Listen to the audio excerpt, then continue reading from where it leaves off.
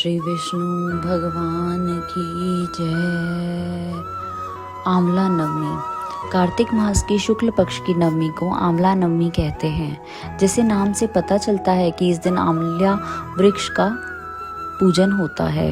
विधान: प्रातः स्नान करके शुद्ध आत्मा से आंवले के वृक्ष के नीचे पूर्व दिशा में बैठकर पूजन करना चाहिए।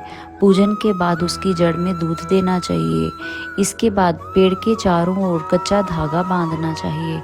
कपूर, बाती या शुद्ध घी की बाती से आरती करते हुए 7 बार परिक्रमा करनी चाहिए। इसके बाद पेड़ के नीचे ब्राह्मण को भोजन कराकर दान दक्षिणा देनी चाहिए।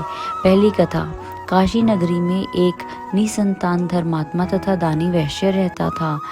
एक दिन वैश्य की पत्नी से एक पड़ोसन बोली कि यदि तुम किसी पराये लड़के की बलि भैरव के नाम से चढ़ा दो तो तुम्हें पुत्र प्राप्त हो सकता है। यह बात जब वैश्य को पता चली तो उसने अस्वीकार कर दिया, परंतु उसकी पत्नी मौके की तलाश में लगी रही। एक दिन एक कन्या को उसने कुएं में गिराकर भैरव देवता के नाम पर बलि दे दी। इस हत्या का परिणाम विपरीत हुआ। लाभ की जगह उसके बदन में कोढ़ हो गया। लड़की की प्रेतात्मा उसे सताने लगी। वैश्य के पूछने पर उसकी पत्नी ने सारी बात बता दी। इस पर वैश्य कहने लगा, गौवध, ब्राह्मण वध तथा बाल वध करने वाले के लिए इस संसार में कहीं जगह नहीं है।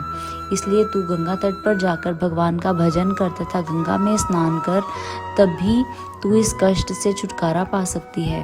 वैश्य पत्नी गंगा किनारे रहने लगी।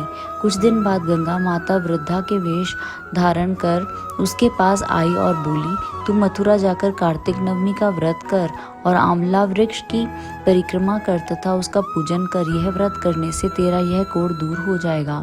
वृद्धा की बात मानकर वैश्य पत्नी पति की से आज्ञा लेकर मथुरा जाकर विधि पूर्वक आंवला का व्रत करने लगी। ऐसा करने से वह भगवान की कृपा से दिव्य शरीर वाली हो गई तथा उसे पुत्र प्राप्ति भी हुई। दूसरी कथा।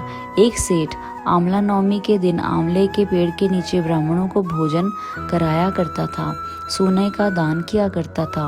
उसके बेटों को यह सब अच्छा नहीं लगता था। घर की कलह से तंग आकर वह घर छोड़कर दूसरे गांव में चला गया। उसने वहां जीवन यापन के लिए एक दुकान कर ली। उसने दुकान के आगे एक आंवले का पेड़ लगाया। उसकी दुकान खूब चलने लगी। वह यहाँ भी आंवला नवमी का व्रत करने लगा तथा ब्राह्मणों को भोजन तथा दान का कार्यक्रम चालू रखा। बेटों का कार्य ठप हो गया। उसकी समझ में ये बात आ गई कि हम तो पिताश्री के भाग्य से ही रोटी खाते थे। बेटे अपने पिता के पास गए और अपनी गलती स्वीकार कर ली। पिता की आज्ञा अनुसार वे भी आंवला पेड़ की पूजा करने लगे। उनके यहाँ पहले जैसी खुशहाली हो गई। बोलो श्री विष्णु भगवान की जय।